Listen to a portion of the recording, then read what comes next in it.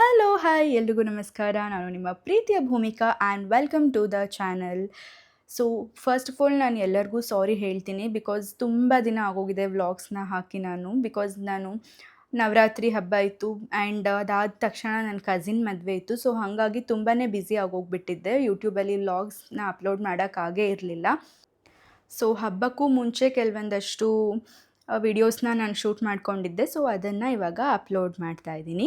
So ಇದು ನೀವೇನು ನೋಡ್ತಾ ಇದ್ದೀರಾ, ಇದು ನವರಾತ್ರಿ ಹಬ್ಬದಿಂದ ನವರಾತ್ರಿ ಹಬ್ಬದ ದಿನ ಶೂಟ್ ಮಾಡಿರುವಂತಹ ವ್ಲಾಗ್. ನವರಾತ್ರಿ ಹಬ್ಬದ ಫಸ್ಟ್ ಡೇ ನಾನು ಬೆಂಗಳೂರಿಂದ ನಮ್ಮೂರಿಗೆ ಹೋಗಿದ್ದೆ ಹಬ್ಬಕ್ಕೆ ಅಂತ. ಇದು ದೊಡ್ಡಮ್ಮ ತಾಯಿ ದೇವಸ್ಥಾನ, ನಮ್ಮೂರು ಅಂದರೆ ಅರ್ಕಲ್ಗೂಡು, ಅಲ್ಲಿನ ಗ್ರಾಮ ದೇವತೆ. ನವರಾತ್ರಿ ಹಬ್ಬದಲ್ಲಂತೂ ತುಂಬಾ ಚೆನ್ನಾಗಿ ಅಲಂಕಾರ ಮಾಡಿರ್ತಾರೆ. 9 ದಿನವೂ ಅಷ್ಟೇ ದುರ್ಗೆಯರ 9 ಅವತಾರಗಳನ್ನು ದೇವಿಗೆ ಅಲಂಕಾರ ಮಾಡ್ತಾರೆ. ತುಂಬಾ ಚೆನ್ನಾಗಿ ಅಲಂಕಾರ ಮಾಡ್ತಾರೆ. ನೋಡೋಕ್ಕೆ 2 ಕಣ್ಣು ಸಾಲಲ್ಲ ಅಂತ ಹೇಳ್ತಾರಲ್ಲ, ಹಂಗಿರತ್ತೆ ಅಲಂಕಾರ. ನವರಾತ್ರಿ ಹಬ್ಬದ ಮೊದಲನೇ ದಿನ ಆಗಿರೋದ್ರಿಂದ ನಮ್ಮೂರಲ್ಲಿ ಕೂಡ ದಸರಾ ಹಬ್ಬನ ಸೆಲೆಬ್ರೇಟ್ ಮಾಡ್ತಾರೆ. ಸೊ ಅದರದ್ದು ಉದ್ಘಾಟನೆ ಫಂಕ್ಷನ್ ಇತ್ತು. ಸೊ ಆ ಫಂಕ್ಷನಲ್ಲಿ ನಮ್ಮಮ್ಮ ಅವ್ರದ್ದು ಒಂದು ಸಿಂಗಿಂಗ್ ಟೀಮ್ ಇದೆ. ಸೊ ಆ ಸಿಂಗಿಂಗ್ ಟೀಮು ಅಲ್ಲಿ ಉದ್ಘಾಟನೆ ಫಂಕ್ಷನ್ ಏನಿದೆ ಅಲ್ಲಿ ಹಾಡು ಹೇಳೋದಕ್ಕೆ ಇತ್ತು ಅವರಿಗೆ. ಸೊ ಹಾಗಾಗಿ ಎಲ್ಲರೂ ಅಲ್ಲಿಗೆ ಹೋಗಿದ್ವಿ. ಸೊ ಆ ಒಂದು ಫಂಕ್ಷನಿಗೆ ನಮ್ಮೂರಿನ MLA ಆದಂತಹ ಮಂಜು ಸರ್ ಕೂಡ ಬಂದಿದ್ದರು. ಇಲ್ಲಿ ಕಾಣಿಸ್ತಾ ಇದ್ದಾರಲ್ವ, ಅವರೇ ನಮ್ಮೂರಿನ MLA. ಫಂಕ್ಷನ್ ಅಂತೂ ತುಂಬಾ ಗ್ರ್ಯಾಂಡಾಗಿ ಮಾಡ್ತಾರೆ ನಮ್ಮ ಅರ್ಕಲ್ಗೂಡಲ್ಲಿ. ನೀವ್ಯಾರಾದರೂ ಅರ್ಕಲ್ಗೂಡು ಸುತ್ತಮುತ್ತ ಇದ್ದರೆ ನೆಕ್ಸ್ಟ್ ಟೈಮ್ ಖಂಡಿತವಾಗ್ಲೂ ವಿಸಿಟ್ ಮಾಡಿ. ದಸರಾ ಟೈಮಲ್ಲಿ ತುಂಬಾ ಗ್ರ್ಯಾಂಡಾಗಿ ಸೆಲೆಬ್ರೇಟ್ ಮಾಡ್ತಾರೆ.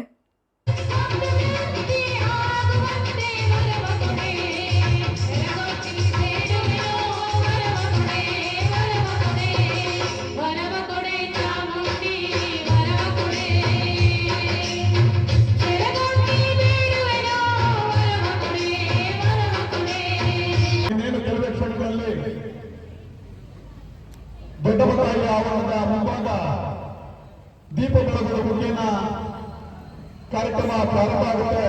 ಕಾರ್ಯಕ್ರಮಕ್ಕೆ ಮಾಜಿ ಸಚಿವರು, ಅರಕಲಗೂಡು ದಸರಾ ಸಂಸ್ಥಾಪಕರು ಆಗಿರುವಂತಹ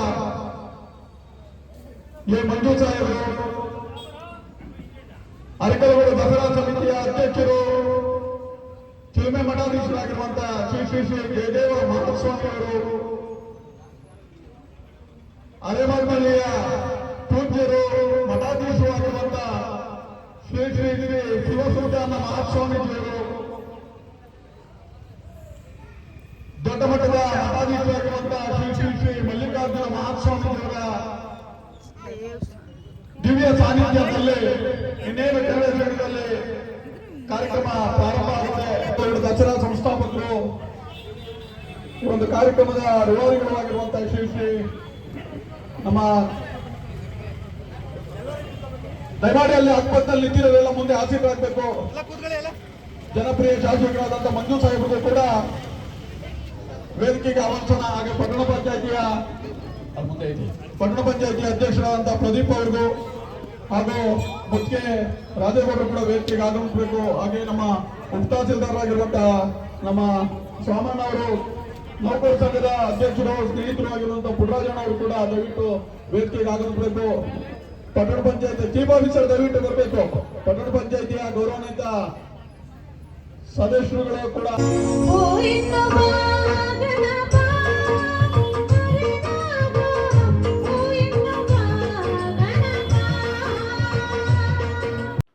ಚೀಫ್ ಗೆಸ್ಟ್ ಎಲ್ಲ ಬಂದಾದಮೇಲೆ ಗಣೇಶನ್ ಹಾಡು ಹೇಳಿದೆ ಯಾವುದೇ ಪ್ರೋಗ್ರಾಮ್ ಕೂಡ ಸ್ಟಾರ್ಟ್ ಆಗೋದೇ ಇಲ್ಲ.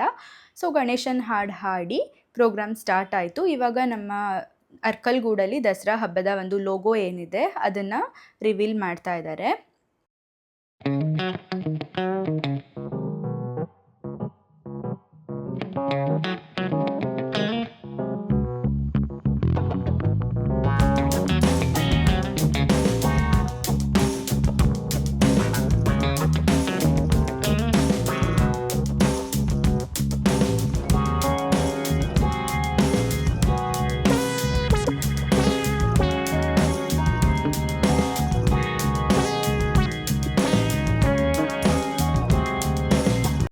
ಫಂಕ್ಷನ್ ಎಲ್ಲ ಮುಗಿಸ್ಕೊಂಡು ಮನೆಗೆ ಬಂದ್ವಿ.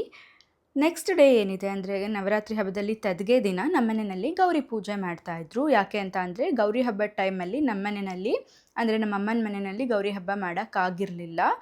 ಸೊ ಹಾಗಾಗಿ ನವರಾತ್ರಿ ಟೈಮಲ್ಲಿ ತದ್ಗೆ ದಿನ ಗೌರಿ ಹಬ್ಬನ ಮಾಡ್ಬೋದು. ಸೊ ಹಾಗಾಗಿ ಗೌರಿ ಹಬ್ಬನ ಆ ದಿನ ಮಾಡ್ತಾಯಿದ್ವಿ. ಅದು ನಾನು ಫಸ್ಟ್ ಇಯರ್ 16 ಜೊತೆ ಮರದ ಬಾಗಿನ ಕೊಡಬೇಕಿತ್ತಲ್ವ, ಅದನ್ನು ಕೂಡ ಇವಾಗಲೇ ಕೊಟ್ಟೆ. ಸೊ ಅದಕ್ಕೋಸ್ಕರ ಏನೇನು ಪ್ರಿಪ್ರೇಷನ್ ಬೇಕು ಅದನ್ನೆಲ್ಲ ಮಾಡ್ಕೋತಾ ಇದ್ದೀವಿ.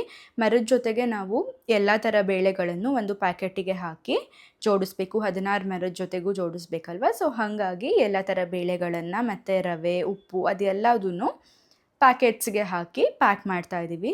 ಹಬ್ಬ ಅಂದರೆ ಮನೆಯಲ್ಲಿ ಸಂಭ್ರಮ ತುಂಬಿ ತುಳ್ಕಾಡ್ತಾ ಇರುತ್ತೆ. ನನಗಂತೂ ಎಸ್ಪೆಷಲಿ ಈ ಥರ ಕೆಲಸಗಳು ಮಾಡೋದು ಅಂತ ಅಂದರೆ ತುಂಬಾ ಇಷ್ಟ. ಸೊ ತುಂಬ ಖುಷಿಯಿಂದ ಮಾಡ್ತೀನಿ ನಾನು ಈ ಕೆಲಸಗಳನ್ನೆಲ್ಲ. ಸೊ ನೋಡಿ, ಎಲ್ಲ ಪ್ಯಾಕೆಟ್ಸು 16 ಪ್ಯಾಕ್ ಮಾಡಿಟ್ಟಾಯಿತು. ಇವಾಗ ಮರದ ಜೊತೆಗೆ ಜೋಡಿಸ್ಕೋಬೇಕು. ಮರದ ಜೊತೆನೂ ಅಷ್ಟೇ 16 ಜೊತೆ ಮರದ ಜೊತೆ ತಂದು ನೀಟಾಗಿ ತೊಳೆದು ಒರೆಸಿ ಈ ರೀತಿ ಅರಿಶಿನ ಹಚ್ಚಿಡಬೇಕು. ಎಲ್ಲ ಮರದ ಜೊತೆಗೂ ನಾನು ಅಮ್ಮ ಇಬ್ಬರು ಸೇರಿಕೊಂಡು ಅರಿಶಿನ ಹಚ್ತಾ ಇದ್ದೀವಿ.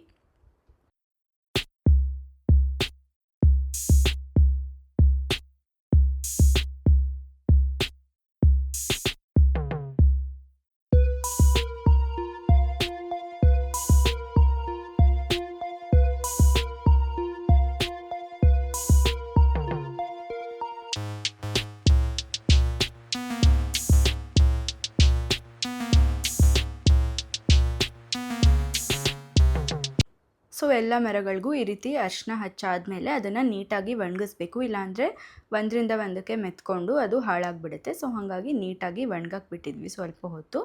ಅದಾದಮೇಲೆ ಹೊರಗಡೆ ಹೋಗಿ ಒಂದಷ್ಟು ಐಟಮ್ಸ್ ತರೋದಿತ್ತು. ಹೋಗಿ ಎಲ್ಲದನ್ನು ತೊಗೊಂಡು ಬಂದಿದ್ದೀವಿ. ಫ್ರೂಟ್ಸ್ ಇರ್ಬೋದು, ಮತ್ತು ಇನ್ನೂ ಕೆಲವೊಂದು ವೀಳ್ಯದೆಲೆ, ಅಡಿಕೆ, ಬಾಳೆಹಣ್ಣು ಈ ರೀತಿ ಸುಮಾರು ಇರುತ್ತೆ. ಹಬ್ಬದ ಶಾಪಿಂಗ್ ಅಂದರೆ ಏನು ಕಡಿಮೆನಾ? ಎಷ್ಟು ತಂದರೂ ಮುಗಿಯಲ್ಲ, ಏನಾದರೂ ಒಂದು ಮಿಸ್ ಮಾಡೇ ಇರ್ತೀವಿ. ಸೊ ಹೋಗಿ ಎಲ್ಲದನ್ನು ತೊಗೊಂಬಂದ್ವಿ. ಅಷ್ಟೊತ್ತಿಗೆ ಅರಿಶಿನ ಹಚ್ಚಿದ್ದೆಲ್ಲ ಒಣಗಿತ್ತು ಕಂಪ್ಲೀಟಾಗಿ. ಸೊ ಇವಾಗ ಮರದ ಬಾಗ್ನದ ಒಳಗೆ ಏನೇನು ಐಟಮ್ಸ್ ಇಡಬೇಕು ಅದನ್ನೆಲ್ಲ ನೀಟಾಗಿ ಜೋಡಿಸ್ತಾ ಇದ್ದೀವಿ. ಸುಮಾರು ಜನಕ್ಕೆ ಮರದ ಬಾಗ್ನದ ಒಳಗೆ ಏನೇನು ಇಟ್ಕೊಡ್ಬೇಕು ಅನ್ನೋದ್ರ ಬಗ್ಗೆ ತುಂಬಾ ಕನ್ಫ್ಯೂಷನ್ಸ್ ಇರುತ್ತೆ. ಸೊ ಏನೇನು ಐಟಮ್ಸ್ನ ಇಡಬೇಕು ಆ್ಯಂಡ್ ನಾವು ಏನೇನು ಐಟಮ್ಸ್ ಇಟ್ಟಿದ್ವಿ ಅನ್ನೋದನ್ನು ನಾನು ನೀಟಾಗಿ ಡಿಸ್ಕ್ರಿಪ್ಷನ್ ಬಾಕ್ಸ್ನಲ್ಲಿ ನಾನು ಮೆನ್ಷನ್ ಮಾಡಿರ್ತೀನಿ. ನಿಮಗೆ ಯಾರಿಗಾದ್ರೂ ಇಂಟ್ರೆಸ್ಟ್ ಇದೆ ಅಥವಾ ತಿಳ್ಕೊಬೇಕು ಅನ್ನೋ ಇಂಟ್ರೆಸ್ಟ್ ಇತ್ತು ಅಂತ ಅಂದರೆ ನೀವು ಡಿಸ್ಕ್ರಿಪ್ಷನ್ ಬಾಕ್ಸ್ ಚೆಕ್ ಮಾಡಿದ್ರೆ ಮರದ ಜೊತೆ ಒಳಗೆ ಏನೇನು ಜೋಡಿಸಿದ್ವಿ, ಏನೇನು ಜೋಡಿಸ್ಬೇಕು ಅನ್ನೋದನ್ನು ನಾನು ಮೆನ್ಷನ್ ಮಾಡಿರ್ತೀನಿ. ಡಿಸ್ಕ್ರಿಪ್ಷನ್ ಬಾಕ್ಸ್ನ ಚೆಕ್ ಮಾಡ್ಬೋದು ನೀವು ಬೇಕಿದ್ದರೆ. ಆಲ್ರೆಡಿ ನಾನು ಹೇಳ್ದಂಗೆ 16 ಮರದ ಜೊತೆನ ಕೊಡಬೇಕು. ಸೊ ಅಷ್ಟನ್ನು ನೀಟಾಗಿ ಎಲ್ಲ ಐಟಮ್ಸು ಹಾಕಿ ಜೋಡಿಸಿ ಇಟ್ಟಿದ್ದೀವಿ ನೀಟಾಗಿ. ಸೊ ನೆಕ್ಸ್ಟ್ ಡೇ ಬೆಳಿಗ್ಗೆ ಎದ್ದು ದೇವ್ರ ಪೂಜೆಗೆ ಏನೇನು ಬೇಕು ಅದನ್ನೆಲ್ಲ ಅಣಿ ಮಾಡ್ಕೊಂಡಿದ್ರು ಅಮ್ಮ. ಸೊ ಪೂಜೆ ಕೂಡ ಶುರು ಮಾಡಿದ್ವಿ. ಬೇಗ ಶುರು ಮಾಡಬೇಕು ಅಂತ ಅಂದ್ಕೊಂಡ್ವಿ, ಬಟ್ ಎನಿಹೌ ಅದು ಎಷ್ಟು ಬೇಗ ಶುರು ಮಾಡಬೇಕು ಅಂತ ಅಂದ್ಕೊಂಡ್ರು ಒಂದು ಅರ್ಧ ಮುಕ್ಕಾಲು ಗಂಟೆ ಡಿಲೇ ಆಗೇ ಆಗುತ್ತೆ. ಅರೌಂಡ್ ಒಂದು 8:39 ಅಷ್ಟೊತ್ತಿಗೆ ಪೂಜೆನ ಶುರು ಮಾಡಿದ್ವಿ. ನಾನು ಗೌರಿ ವ್ರತನ ಆಲ್ರೆಡಿ ಗೌರಿ ಹಬ್ಬದ ದಿನವೇ ಮಾಡಿದ್ದೆ. ಸೊ ಹಾಗಾಗಿ ನಾನು ಗೌರಿ ವ್ರತನ ಮಾಡಲಿಲ್ಲ, ಜಸ್ಟ್ ಮರದ ಬಾಗ್ನ ಕೊಟ್ಟಿರಲಿಲ್ಲ. ಸೊ ಹಾಗಾಗಿ ಮರದ ಬಾಗ್ನ ಕೊಟ್ಟೆ. ಸರ್ವ ಮಂಗಳೇ ಗೌರಿ ಸ್ವರ್ಣ ಗೌರಿ.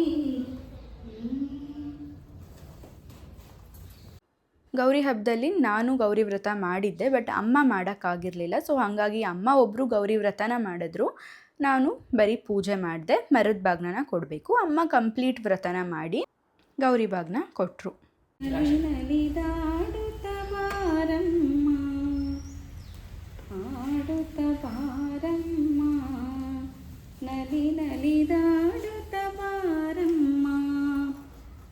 ಮುತ್ತು ರತ್ನ ಪಚ್ಚೆ ಕೆಂಪು ಹವಳದಾರತಿ, ಮತ್ತೆ ಮತ್ತೆ ಬೆಳಗುವೆನು ವಜ್ರದಾರತಿ. ವಜ್ರದಾರತಿ ನಿನಗೆ ವಜ್ರದಾರತಿ, ಬೆಳಗುವೆ ನಾನಾರತಿ. ಶಕ್ತಿ ನಿನಗೆ ಭಕ್ತಿಯಿಂದ ಬೆಳಗುವೆ ನಾನಾರತಿ. ವಜ್ರದಾರತಿ ನಿನಗೆ ವಜ್ರದಾರತಿ. ವಜ್ರದಾರತಿ ನಿನಗೆ ವಜ್ರದಾರತಿ. ದೇವಿ ಶಾರದಾಂಬೆಯೇ ಚರಣವಾಗಿ ವಂದಿಸುವೆ. ಭವ್ಯ ದಿವ್ಯ ರೂಪದಿ ರಾಜ ರಾಜೇಶ್ವರಿ, ಚಿತ್ತದಲ್ಲಿ ನೆಲೆಸಿರುವ ಚಿತ್ರೂಪಿಣಿ ನಿನಗೆ. ಚಿತ್ತದಲ್ಲಿ ನೆಲೆಸಿರುವ ಚಿತ್ರೂಪಿಣಿ ನಿನಗೆ. ಚಿನ್ನದ ಹರಿವಾಣದಲ್ಲಿ ಪೂಜೆ ಆರತಿ ಎಲ್ಲ ಆದಮೇಲೆ ಹೊರಗಡೆ ತುಳಸಿ ಪೂಜೆ ಕೂಡ ಮಾಡಬೇಕು. ಯಾವುದೇ ಹಬ್ಬ ಆದರೂ ಅಷ್ಟೇ ಅಥವಾ ಪ್ರತಿದಿನದ ಪೂಜೆ ಆದರೂ ಅಷ್ಟೇ, ಪ್ರತಿದಿನ ತುಳಸಿ ಪೂಜೆ ಮಾಡೋದ್ರಿಂದ ತುಂಬಾ ಒಳ್ಳೆಯದು. ನಾನು ಇದನ್ನು ಲಾಸ್ಟ್ ವ್ಲಾಗ್ಸಲ್ಲಿ ಕೂಡ ಹೇಳಿದ್ದೀನಿ. ಸೊ ಇನ್ನೊಂದು ಸತಿ ಹೇಳ್ತಾ ಇದ್ದೀನಿ, ಬಿಕಾಸ್ ತುಂಬಾ ಶ್ರೇಷ್ಠವಾಗಿರುವಂಥದ್ದು ತುಳಸಿ ಪೂಜೆ. ಸೊ ಪ್ರತಿದಿನ ನೀವು ದೇವ್ರ ಪೂಜೆ ಮಾಡಾದಮೇಲೆ ತುಳಸಿ ಪೂಜೆ ಕೂಡ ಮಾಡೋದು ತುಂಬ ಒಳ್ಳೆಯದು. ತುಳಸಿ ಪೂಜೆ ಆಗಿ ತುಳಸಿ ತೀರ್ಥ ತಗೊಂಡ್ರೆ ತುಂಬ ಒಳ್ಳೆಯದು, ಆರೋಗ್ಯಕ್ಕೆ ಕೂಡ ತುಂಬ ಒಳ್ಳೆಯದು. ಸೊ ಆ ಒಂದು ಉದ್ದೇಶದಿಂದ ನಮ್ಮ ಹಿಂದಿನವರು ಈ ರೀತಿ ಮಾಡಿರ್ಬೋದು ಪದ್ಧತಿನ. ಸೊ ತುಳಸಿ ಪೂಜೆ ಮಾಡಿ, ಸೂರ್ಯಂಗೂ ಕೂಡ ಪೂಜೆ ಮಾಡಿ, ಹೊಸಲು ಪೂಜೆನೂ ಮಾಡಿ ಮನೆ ಒಳಗೆ ಹೋಗಬೇಕು. ಪೂಜೆ ಎಲ್ಲ ಮುಗ್ದಾದ್ಮೇಲೆ ಅಮ್ಮ ಬಾಗಿನ ಕೊಡಬೇಕು. ಸೊ ನಮ್ಮ ಅತ್ತೆ ಬಂದಿದ್ರಲ್ವ, ಸೊ ನಮ್ಮ ಅತ್ತೆಗೇ ಅಮ್ಮ ಬಾಗಿನ ಕೊಟ್ಟರು. ಗೌರಿ ಹಬ್ಬದಲ್ಲಿ ತಾಯಿಗೆ ಬಾಗಿನ ಕೊಡೋದು ತುಂಬಾ ಒಳ್ಳೆಯದು ಅಂತ ಹೇಳ್ತಾರೆ. ಬಟ್ ನನಗೆ ಗೌರಿ ಹಬ್ಬದಲ್ಲಿ ಕೊಡೋಕ್ಕಾಗಲಿಲ್ಲ ಅಂತ ಸ್ವಲ್ಪ ಬೇಜಾರಾಗಿತ್ತು. ಬಟ್ ಇಟ್ಸ್ ಓಕೆ, ಇವಾಗ ಕೊಡೋ ಚಾನ್ಸ್ ಸಿಕ್ತು. I am very much happy. ಹಾಗೆ ಮೊದಲನೇ ವರ್ಷ ತಾಯಿಯಿಂದ ಅಷ್ಟೇ ಬಾಗಿನ ಇಸ್ಕೋಬೋದು ಮಗಳು, ಬೇರೆ ಯಾರೂ ಫಸ್ಟ್ ಇಯರ್ ಬಾಗಿನ ಕೊಡೋ ಹಾಗಿಲ್ಲ. ಸೊ ನಾನು ಅಮ್ಮಂಗೆ ಮರದ ಬಾಗಿನ ಕೊಟ್ಟೆ, ಅಮ್ಮ ಕೂಡ ನನಗೆ ಮರದ ಬಾಗಿನ ಕೊಟ್ಟರು. ತುಂಬಾ ಖುಷಿ ಆಯಿತು ನನಗೆ ಹಬ್ಬ ಮಾಡಿದ್ದು. ಮನೆಯವರಿಗೆ ಮರದ ಬಾಗಿನ ಕೊಡಬಾರ್ದು ಅಂದರೆ ನಾನು ನಮ್ಮ ಅತ್ತೆಗೆ ಕೊಡೋ ಹೋಗಿಲ್ಲ, ನಮ್ಮ ಅತ್ತೆ ನನಗೆ ಕೊಡೋ ಹೋಗಿಲ್ಲ, ಹಾಗೆ ಓರ್ಗಿತ್ತಿರು ಯಾರಾದರೂ ಇದ್ದರೆ ಕೊಡೋ ಹಾಗಿಲ್ಲ. ಸಾವಿತ್ರಿ ಬಾಗಿನ ತಗೋ. ಸಾವಿತ್ರಿ ಬಾಗಿನ ತಗೋ. ಮುತ್ತೈದೆ ಬಾಗಿನ ಕೊಡು. ಸಾವಿತ್ರಿ ಬಾಗಿನ ತಗೋ. ಮುತ್ತೈದೆ ಬಾಗಿನ ಕೊಡು.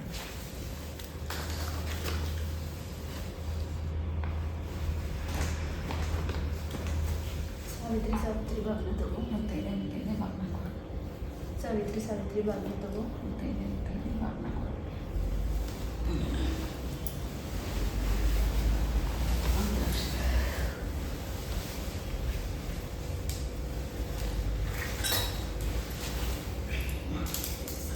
ಬಾಗಿನ ಇಸ್ಕೊಳ್ಳೋದಕ್ಕೆ ಮನೆಗೆ ಕರೆದಿದ್ವಿ ಮುತ್ತೈದೆಯರನ್ನ ನಮ್ಮೂರಲ್ಲೇ, ಬಿಕಾಸ್ 16 ಜೊತೆ ಕೊಡಬೇಕಲ್ವ. ಸೊ ನಮ್ಮೂರಲ್ಲಿ ಸ್ವಲ್ಪ ಜನ ಕೊಟ್ವಿ, ಅದ್ರ ಜೊತೆಗೆ ನಮ್ಮ ರಿಲೇಟಿವ್ಸಿಗೆ ಸ್ವಲ್ಪ ಜನ ಕೊಟ್ವಿ.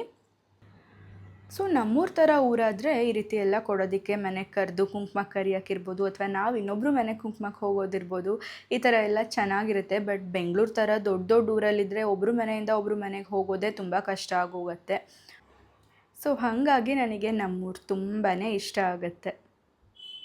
ಅದಾದಮೇಲೆ ನಾವು ದೇವಸ್ಥಾನಕ್ಕೆ ಹೊರಟಿದ್ವಿ. ದೇವಸ್ಥಾನದಲ್ಲಿ ಥರ್ಡ್ ಡೇ ಇದ್ದಿದ್ದು ಯೆಲ್ಲೋ ಕಲರ್ ಆಗಿತ್ತು. ಸೊ ಹಾಗಾಗಿ ಇಬ್ಬರು ಕೂಡ ಯೆಲ್ಲೋ ಕಲರ್ ಹಾಕ್ಕೊಂಡು ಹೋದ್ವಿ. ಈ ನವರಾತ್ರಿ ಹಬ್ಬನ ಬೊಂಬೆ ಹಬ್ಬ ಅಂತ ಕೂಡ ಕರೀತಾರೆ. ಯಾಕೆ ಅಂದರೆ ಸುಮಾರು ಜನಗಳ ಮನೆಯಲ್ಲಿ ಈ ರೀತಿ ಬೊಂಬೆ ಕೂರಿಸಿರ್ತಾರೆ. ನಮ್ಮ ಮನೆಯಲ್ಲಿ 7th ಡೇಯಿಂದ ಬೊಂಬೆ ಇಡುವಂತಹ ಪದ್ಧತಿ ಇದೆ. ಸೊ ಹಾಗಾಗಿ ನಮ್ಮ ಮನೆಯಲ್ಲಿ ಫಸ್ಟ್ ಡೇಯಿಂದನೇ ಬೊಂಬೆ ಇಡೋದಿಲ್ಲ. ಅಮ್ಮನ ಫ್ರೆಂಡ್ ರುಕ್ಮಿಣಿ ಆಂಟಿ ಅಂತ ಅವ್ರ ಮನೆಗೆ ಕುಂಕುಮಕ್ಕೆ ಕರೆದಿದ್ರು ಅಂತ ಕುಂಕುಮ ಇಟ್ಕೊಂಬರಕ್ಕೆ ಹೋಗಿದ್ವಿ. ತುಂಬಾ ಚೆನ್ನಾಗಿ ಗೊಂಬೆ ಜೋಡಿಸಿದ್ರು ಅವ್ರ ಮನೆಯಲ್ಲಿ. ನಾವು ಚಿಕ್ಕವರಿದ್ದಾಗಂತೂ ಎಲ್ಲರ ಮನೆಯೂ ಒಂದು ರೌಂಡ್ ಹಾಕ್ಕೊಂಬರ್ತಾ ಇದ್ವಿ. ಬೊಂಬೆ ಬಾಗಿನ ಅಂತ ಏನಾದರೂ ಸ್ನ್ಯಾಕ್ಸ್ ಥರ ಮಾಡಿರ್ತಾಯಿದ್ರು, ಅದನ್ನೆಲ್ಲ ಇಸ್ಕೊಂಡು ತುಂಬಾ ಚೆನ್ನಾಗಿತ್ತು ನಾವು ಚಿಕ್ಕವರಿದ್ದಾಗ. ಬಟ್ ಇವಾಗೆಲ್ಲ ಎಲ್ಲ ಮಕ್ಳುಗಳು ಯೂಶ್ವಲಾಗಿ ಬೆಂಗಳೂರಲ್ಲೇ ಹುಟ್ಟು ಬೆಳೆಯೋದು ಜಾಸ್ತಿ. ಸೊ ಅವರಿಗೆಲ್ಲ ಈ ಥರ ಒಂದು ಮೆಮೊರೀಸೇ ಇರೋದಿಲ್ಲ. ನಮ್ಮ ಚೈಲ್ಡ್ಹುಡ್ ಥರ ಅವ್ರ ಚೈಲ್ಡ್ಹುಡ್ ಇರೋದಕ್ಕೆ ಸಾಧ್ಯನೇ ಇಲ್ಲ. ಇವಾಗಿನ ಮಕ್ಕಳು ಚೈಲ್ಡ್ಹುಡ್ ಏನಿದ್ರು ಬರೀ ಮೊಬೈಲು, ವಿಡಿಯೋ ಗೇಮು, PS5 ಆ ಥರದ್ರಲ್ಲೇ ಅವರು ಜೀವನ ಕಳೀತಾರೆ. ಈ ಥರ ಎಲ್ಲ ಒಂದು ಮಕ್ಕಳ ಜೊತೆ ಬೆರೆತು ಎಲ್ಲರ ಮನೆಗೂ ಹೋಗೋದು, ಒಟ್ಟಿಗೆ ಸೇರಿ ಆಟ ಆಡೋದು, ಅದೆಲ್ಲ ನಮ್ಮ ಕಾಲಕ್ಕೆ ಮುಗ್ದೋಯ್ತಾ ಅಂತ ಅನಿಸುತ್ತೆ ಒಂದೊಂದ್ಸಲಿ. ಸೊ ಕುಂಕುಮ ಎಲ್ಲ ಇಸ್ಕೊಂಡಾದಮೇಲೆ ನಾವು ನಮ್ಮೂರ ದೇವಸ್ಥಾನಕ್ಕೆ ಹೋದ್ವಿ, ಅಮೃತೇಶ್ವರ ದೇವಸ್ಥಾನ. ನನಗಂತೂ ಈ ಜಾಗದಲ್ಲಿ ತುಂಬಾ ಒಳ್ಳೊಳ್ಳೆ ಮೆಮೊರೀಸ್ ಇದೆ. ಸೊ ಯಾವುದೇ ಹಬ್ಬ ಆದರೂ ಅಷ್ಟೇ ಎಲ್ಲರೂ ಒಟ್ಟಿಗೆ ಸೇರ್ತೀವಿ, ಯಾವುದೇ ಈವೆಂಟ್ ಆದರೂ ಅಷ್ಟೇ ಒಟ್ಟಿಗೆ ಸೇರ್ತೀವಿ, ಆತ್ಮೀಯವಾಗಿ ಮಾತಾಡಿಸ್ತಾರೆ. ನಮ್ಮ ಬೆಂಗಳೂರಲ್ಲೆಲ್ಲ ಪಕ್ಕದ ಮನೇಲಿ ಯಾರಿದ್ದಾರೆ ಅಂತ ಕೂಡ ಗೊತ್ತಿರಲ್ಲ. ಬಟ್ ಇಲ್ಲೆಲ್ಲ ಹಾಗಲ್ಲ, ತುಂಬಾ ಚೆನ್ನಾಗಿ ಮಾತಾಡಿಸ್ತಾರೆ. ಸೊ ಹಾಗಾಗಿ ನಮ್ಮೂರು ನನಗೆ ತುಂಬಾ ಸ್ಪೆಷಲ್. ಸೊ ಇದಾಗಿತ್ತು ಇವತ್ತಿನ ವ್ಲಾಗ್. ಮತ್ತೊಂದು ವ್ಲಾಗಲ್ಲಿ ಸಿಗ್ತೀನಿ ನಿಮಗೆ. Until then take care, bye, love you all. ಹೀಗೆ ಖುಷಿಯಾಗಿರಿ, ನಗ್ನಗ್ತಾ ಇರಿ. ಆ್ಯಂಡ್ ನಿಮ್ಮ ಕನ್ನಡತಿಯನ್ನು ಸದಾ ಪ್ರೋತ್ಸಾಹಿಸಿ. ಸಬ್ಸ್ಕ್ರೈಬ್ ಮಾಡಿಲ್ಲ ಅಂದರೆ ಸಬ್ಸ್ಕ್ರೈಬ್ ಮಾಡಿ. Thank you.